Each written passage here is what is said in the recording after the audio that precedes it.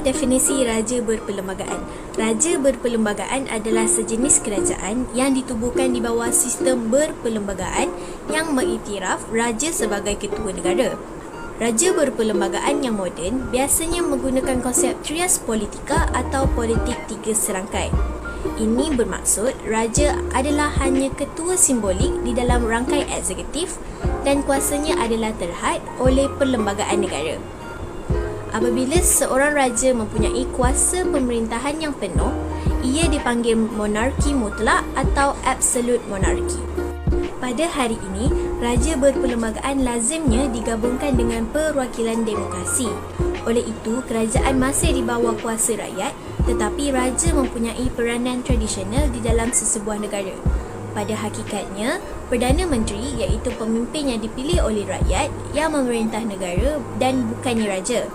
Namun demikian, terdapat juga raja yang bergabung dengan kerajaan yang tidak demokratik. Misalnya sewaktu Perang Dunia Kedua, Raja Jepun bergabung dengan kerajaan tentera yang dipimpin seorang diktator.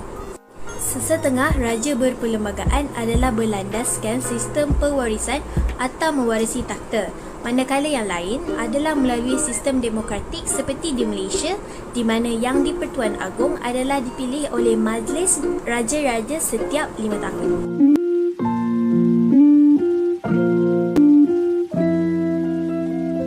Kronologi raja berperlembagaan di Malaysia bermula apabila British mula memperkenalkan Malayan Union pada 1 April 1946. Tujuannya adalah untuk mengambil semula tanah Melayu selepas Jepun menamatkan penjajahannya di tanah Melayu.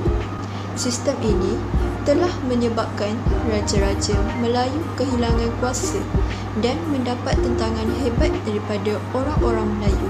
Kesepakatan raja-raja Melayu menentang Malayan Union diikuti dengan sokongan penuh oleh orang Melayu telah berjaya menumbangkan Malayan Union dan digantikan dengan Persekutuan Tanah Melayu pada tahun 1948. Selepas Tanah Melayu mencapai kemerdekaan pada 1957, jawatan Yang di-Pertuan Agong mula diperkenalkan dan rakyat diberikan hak untuk memilih kerajaan melalui pilihan raya. Pengubalan undang-undang oleh Raja-Raja Melayu mengikut negeri masing-masing selepas kemerdekaan masih diguna pakai sehingga ke hari ini. Undang-undang inilah yang mengangkat Raja-Raja Melayu sebagai Raja berperlembagaan.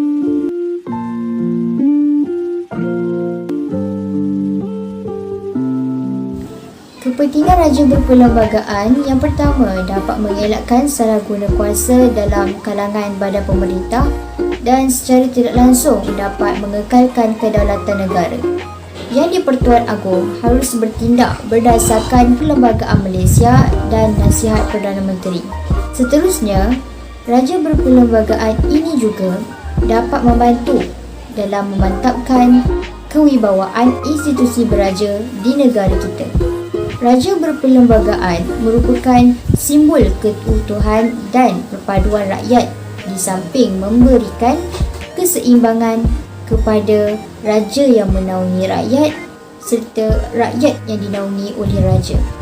Akhir sekali, bagi menjamin kelangsungan tradisi institusi raja, sudah tentu perubahan perlu berlaku dalam institusi raja. Ini akan menjadikan kedudukan institusi tersebut selaras dengan tuntutan masa. Walaupun kedudukan institusi raja dalam perlembagaan dan sistem perundangan negara agak menyerlah, tetapi kita tidak boleh mengharapkan apa yang terpahat dalam undang-undang itu tidak terhakis.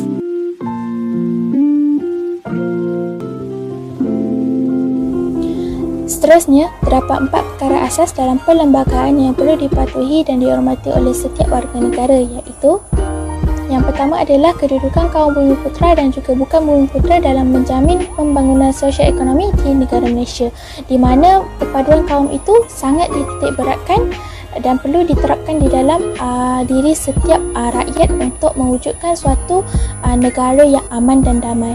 Yang kedua, agama Islam sebagai agama rasmi, sementara agama lain masih boleh diamalkan di negara Malaysia. Okey, di mana kedudukan Islam, agama Islam ini di Malaysia agak istimewa sedikit berbanding dengan agama lain. Namun penganut-penganut agama lain masih lagi boleh mengamalkan dan mempraktikkan agama masing-masing di negara Malaysia. Yang ketiga adalah bahasa Melayu sebagai bahasa kebangsaan, di samping perkembangan bahasa-bahasa lain tidak akan dihalang. Okey, hal ini kerana bahasa Melayu merupakan bahasa perpaduan di antara rakyat di Malaysia dan ia dapat menjamin keamanan masyarakat majmuk di Malaysia. Yang keempat adalah hak asasi rakyat terjamin. Okey, di mana dengan wujudnya Suruhanjaya Hak Asasi Manusia iaitu SUHAKAM, okey, dilihat sebagai satu institusi penting dalam mempromosikan pendidikan hak asasi manusia kepada rakyat Malaysia, okey, yang bertujuan untuk rakyat di luar bandar dapat memahami hak-hak mereka yang tersendiri.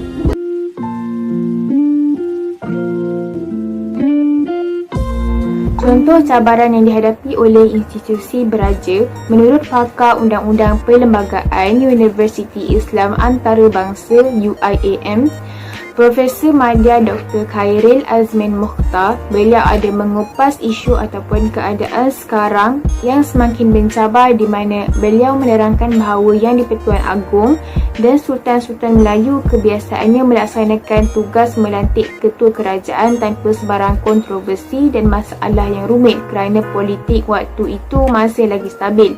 Tetapi cabaran dan ujian ini bermula sejak berlakunya satu senario, iaitu Pilihan Raya Umum PRU yang diadakan pada tahun 2018.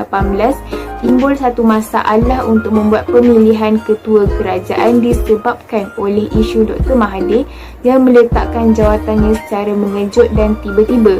Profesor Madya Dr. Khairil Azmin Mukhtar memberitahu bahawa ini adalah salah satu cabaran yang dihadapi oleh institusi beraja pada beberapa tahun yang lepas, dan ia menunjukkan jelas bahawa sukarnya tugas ketua negara untuk memilih dan menentukan seseorang yang layak dan berhak bagi membentuk sesebuah kerajaan, dan juga kesulitan untuk memenuhi kehendak dan permintaan kesemua pihak dan parti.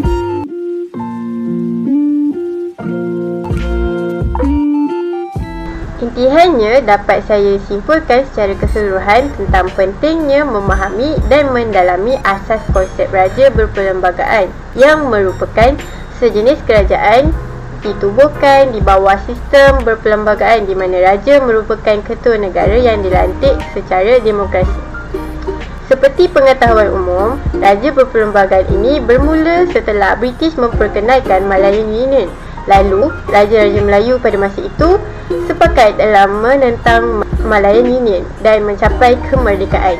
Sebagaimana cabaran terhadap institusi raja perlembagaan yang dikongsikan sebentar tadi, dapat kita atasi cabaran tersebut dengan penguatkuasaan undang-undang oleh kerajaan. Selain itu, peranan institusi pengajian tinggi juga penting dalam memartabatkan dan memperkasakan institusi beraja. Tidak lupa juga pengaplikasian pentadbiran Islam perlu ditingkatkan bagi mencapai keharmonian pada tahap maksima. Perkara asas dalam perlembagaan juga mencerminkan bahawa sistem ini diwujudkan dengan penuh keadilan untuk serata masyarakat di negara ini. Oleh itu, kita haruslah bangga dan berjuang untuk menaikkan nama negara bersama-sama dalam menjaga nama baik raja berperlembagaan.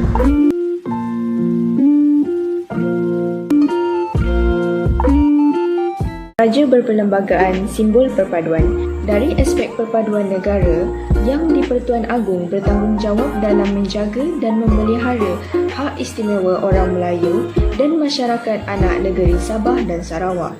Baginda juga bertanggungjawab dalam menjaga kepentingan sah kaum-kaum yang lain. Hal ini demikian kerana dalam perkara 153, Yang di-Pertuan Agong bertanggungjawab dalam menjaga kepentingan semua kelompok masyarakat di negara Malaysia. Baginda merupakan simbol perpaduan masyarakat di Malaysia. Justeru, perkara 153 ini sepatutnya menjadi asas kepada perpaduan masyarakat di Malaysia dan bukannya punca perpecahan di Malaysia.